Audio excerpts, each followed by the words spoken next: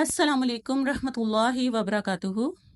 Welcome to my YouTube channel soulful journey with قرآن. بسم اللہ الرحمن الرحیم.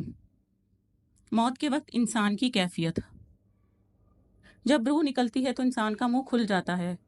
ہونٹ کسی بھی قیمت پر آپس میں چپکے ہوئے نہیں رہ سکتے. روح پیر کو کھینچتی ہوئی اوپر کی طرف آتی ہے. جب پھیپڑوں اور دل تک روح کھینچ لی جاتی ہے تو انسان کی سانس باہر کی طرف ہی چلنے لگتی ہے.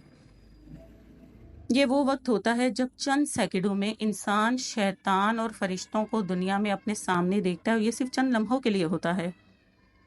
ایک طرف شیطان اس کے کان کے ذریعے کچھ مشورے تجویز کرتا ہے تو دوسری طرف اس کی زبان اس کے عمل کے مطابق کچھ لفظ ادا کرنا چاہتی ہے. اگر انسان نیک ہوتا ہے تو اس کا دماغ اس کی زبان کو کلمہ شہادت کی ہدایت دیتا ہے، اور اگر انسان کافر، مشرک، بددین یا دنیا پرست ہوتا ہے تو اس کا دماغ کنفیوژن اور ایک عجیب ہیبت کا شکار ہو کر شیطان کے مشورے کی پیروی ہی کرتا ہے اور انتہائی مشکل سے کچھ لفظ زبان سے ادا کرنے کی بھرپور کوشش کرتا ہے.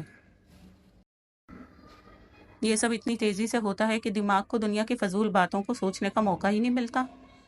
انسان کی روح نکلتے ہوئے ایک زبردست تکلیف جو کہ صرف ذہن محسوس کرتا ہے اس کو ہوتی ہے، لیکن تڑپ نہیں پاتا کیونکہ دماغ کو چھوڑ کر باقی جسم کی روح اس کے حلق میں اٹکی ہوئی جاتی ہے اور جسم ایک گوشت کے بے جان لوتھڑے کی طرح پڑا ہوا ہوتا ہے جس میں کوئی حرکت کی گنجائش باقی ہی نہیں رہتی. آخر میں دماغ کی روح بھی کھینچ لی جاتی ہے. آنکھیں روح کو لے جاتے ہوئے دیکھتی ہیں. اس آنکھوں کی پتلیاں اوپر چڑھ جاتی ہیں یا جس سمت فرشتہ روح قبض کر کے جاتا ہے اس کی طرف ہو جاتی ہیں.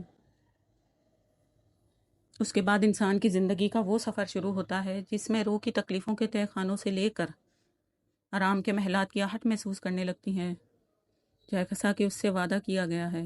جو دنیا سے گیا وہ کبھی واپس نہیں لوٹا، صرف اس لیے کیونکہ اس کی روح عالم برزخ میں اس گھڑی اس کا انتظار کر رہی ہوتی ہے جس میں اسے اس کا ٹھکانہ دے دیا جائے گا. اس دنیا میں محسوس ہونے والی طویل مدت ان روحوں کے لیے چند سیکنڈوں سے زیادہ نہیں ہوں گی، یہاں تک کہ اگر کوئی آج سے کروڑوں سال پہلے ہی کیوں نہ مر چکا ہو. مومن کی روح اس طرح کھینچ لی جاتی ہے جیسے آٹے میں سے بال نکالا جاتا ہے، اور گنہگار کی روح خاردار درخت پر پڑے سوتی کپڑے کی طرح کھینچی جاتی ہے.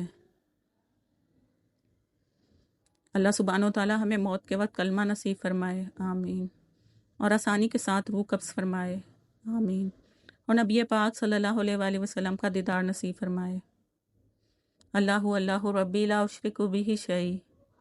اللہ اللہ میرا رب ہے، میں اس کے ساتھ کسی کو شریک نہیں ٹھہراتا.